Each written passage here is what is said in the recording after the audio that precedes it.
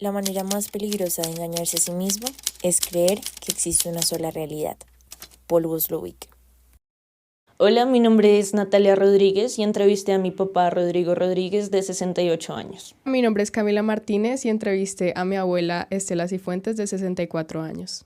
Hola, mi nombre es María Alejandra Amado y entrevisté a mi nonito Juan Crisólogo Bastos, de 84 años. Hola, mi nombre es Laura Spitia y entrevisté a mi abuela Marta Palacio, de 67 años. Mi nombre es Camilo Sáenz, entrevisté a mi abuelo Jaime Sáenz, de 73 años. Hola, yo soy Ariadna Casanova, entrevisté a mi abuelita Amparo Rodríguez, de 54 años.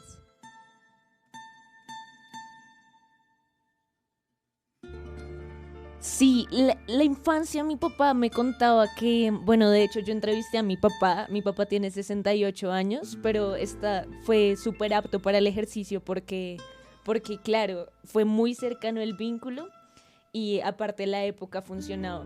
Entonces, en cuanto a juegos y todo esto, él me decía que su infancia fue muy feliz, jugaban un poco básquet, fútbol, también juegos de cartas que hasta hoy perduran como tradiciones en nuestras casas. Y es un poco de eso, es muy interesante.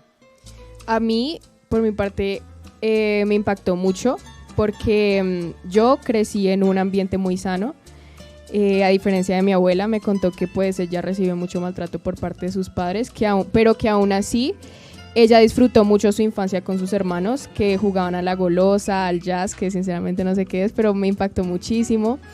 Y muy lindo, la verdad, porque, o sea, a pesar de las dificultades, valoraban mucho en ese tiempo. Mira que me encuentro como en relación contigo porque mi nono también jugó a la golosa, pero él le llamaba Gloria. Entonces era muy chévere porque como eran 11 hermanos, eran demasiados, al momento de jugar todos era muy divertido. Entonces, por mi parte, la infancia de él también fue muy bonita, un poquito complicada porque ellos vienen de un pueblo y tuvieron que trasladarse por un desplazamiento por el conflicto armado. Entonces eso fue algo bastante fuerte que los marcó, pero que como todos unidos como familia lo pudieron sobrellevar de la mejor manera. Ok, este factor político también es bien interesante y es porque muchas de nuestras familias tenían esas corrientes muy arraigadas que aún incluso siguen perdurando. Entonces, por ejemplo, en mi caso, la familia de mi papá, todos son muy conservadores y eso es algo que hasta ahora prevalece. Y también digamos que la marca de la religión, tenemos mucha influencia de la Iglesia Católica. Mi papá contaba que sus familiares cercanos, tíos, primos, eran sacerdotes, monjas. Entonces la influencia es demasiado grande en cuanto a lo político. Sí, y no solo lo político, sino también lo ideológico, porque por ejemplo mi abuela me decía que en su tiempo el sueño de ella era irse de la casa para salir a trabajar. O sea, ni siquiera se le pasaba por la mente estudiar porque esa era la ideología que se les era impuesta y eso era lo que estaba bien visto. O sea, esa era la realidad que habían construido para ellos en esa época. Mira que con mi nono fue también similar, pero pues fue diferente porque claro, en esa época el concepto de hombre pues no tiene como tanta relevancia como con una mujer. A una mujer en ese tiempo solo la veían como sirves para ser hijo, sirves para casarte. Con mi nono fue un poquito más fácil en la adolescencia porque él siempre dijo, él no sabía qué estudiar, pero mi bisabuelo le dijo, no, tienes que ser odontólogo. Entonces de ahí vino como la tradición de que toda mi familia fuera odontóloga.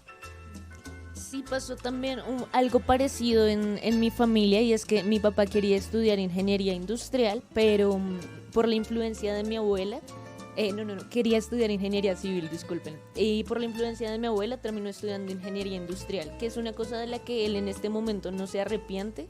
Sin embargo, sí se ve como la trascendencia que tuvo la opinión de mi abuela en cuanto a la carrera que iba a estudiar. Eso en cuanto a la adolescencia.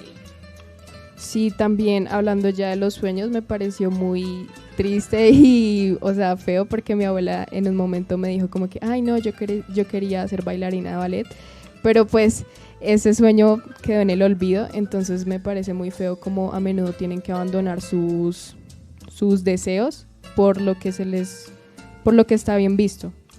Siento que gracias a eso que podemos descubrir, podemos darnos cuenta que muchos factores sociales, políticos, la religión tuvieron mucho que ver con los actos y comportamientos que tuvieron nuestros abuelos anteriormente, y que en ese tiempo la realidad de ellos era otra, totalmente diferente a la que tenemos hoy en día, pero que sin embargo está muy conectada a cómo actuamos. ¿Qué opinan?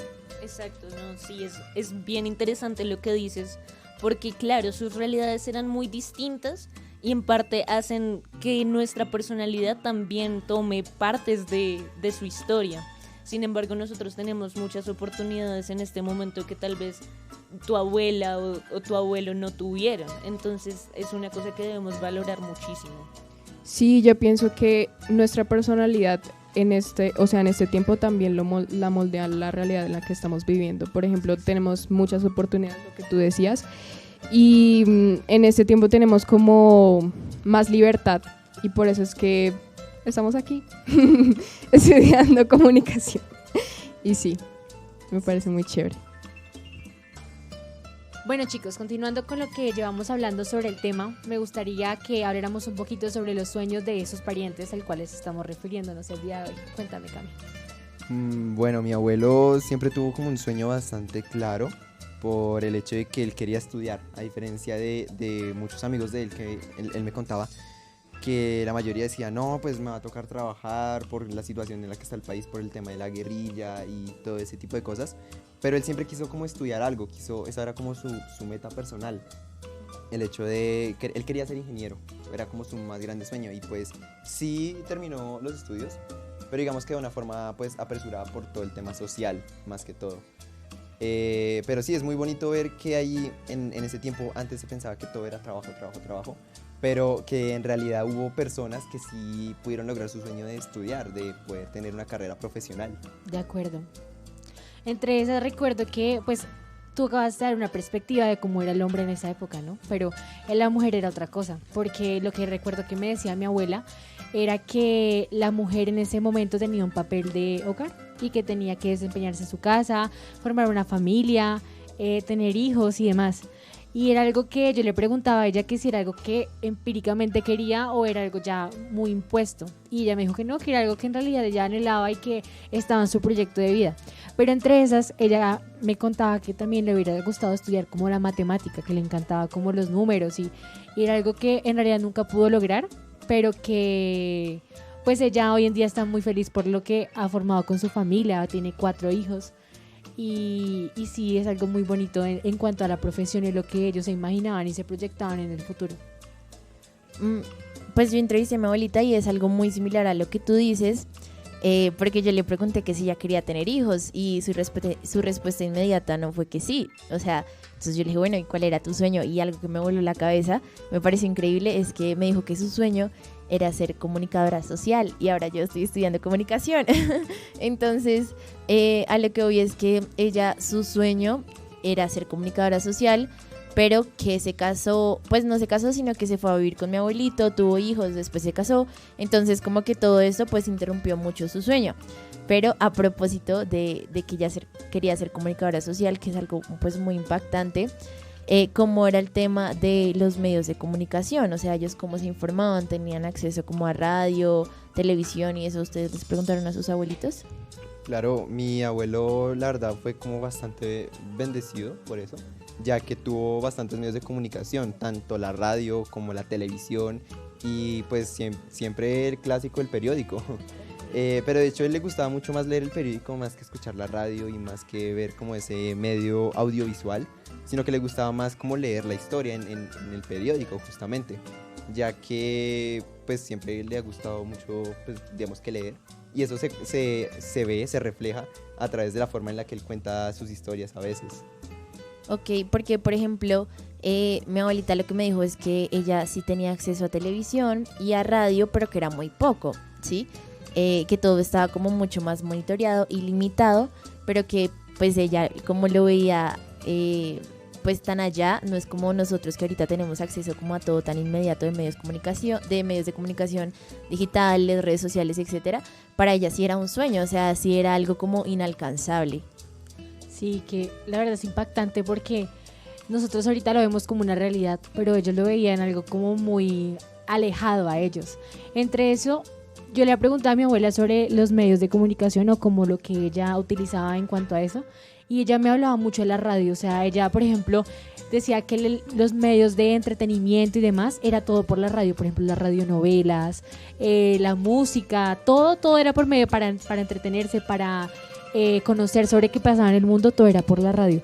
De hecho, me contaba que el periódico no era algo tan fácil de conseguir, porque era algo más para ciertos tipos de personas, como personas ya como de pronto más adquisición social, pienso que es lo que me decía ella.